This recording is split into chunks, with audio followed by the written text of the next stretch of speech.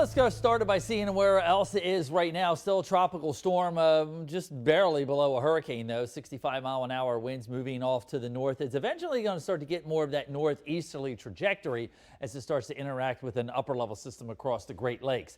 Tropical storm watches were issued late last night, early this morning for us here in eastern North Carolina. I do expect this to be upgraded probably to a tropical storm warning later this afternoon and by this evening for sure.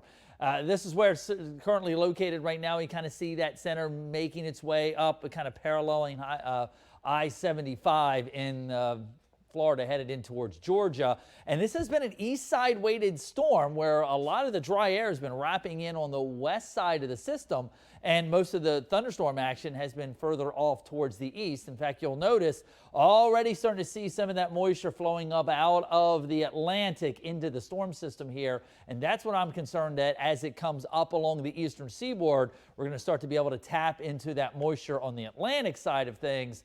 And of course, that's going to be tracking towards us. Here's what our forecast models are showing. The American and European model fairly close in timing and track, making its way towards the South Carolina, North Carolina border by early tomorrow morning. Most of the action is going to be west of us as far as the actual track is concerned, but it's east of the track where most of the showers and thunderstorms are going to be. Notice by tomorrow evening, it's headed up either towards Richmond or Norfolk. You can see the model starting to diverge there a little bit. And then that carries through as it heads on up into New York and New England as we go in through Friday. So a very fast moving system, about a 12-hour impact on us here in eastern North Carolina. But we do have that risk of those severe storms. We are at that level 1, that marginal risk of those storms for us here. Watch it, things timing out on future track. We're already seeing some isolated showers bubble up along the coast right now. Could see 1 or 2 of them drift inland for the day today.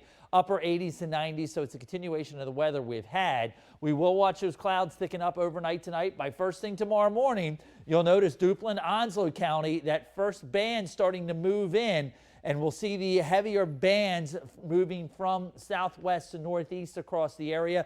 It's within each of these bands we could have the heavy downpours, the damaging wind gusts. Now notice, we do see kind of breaks in between here, so not the entire 12 hours are we going to see the heavy rainfall coming our way, but as each one band comes through, we do stand that chance for the severe storms, and then we'll dry things out with sunshine, getting those fair weather and sea breeze storms going as we head into Friday. Saturday and Sunday, kind of typical eastern North Carolina summertime weather for us here. We do have that chance of maybe some isolated power outages for us here as we go forward, on top of the 1 to 2 inches of rainfall we could be seeing for us here in eastern North Carolina. So tomorrow's a weather alert day. We'll dry things out, more typical summertime heat and humidity, isolated storms going into the majority of next week.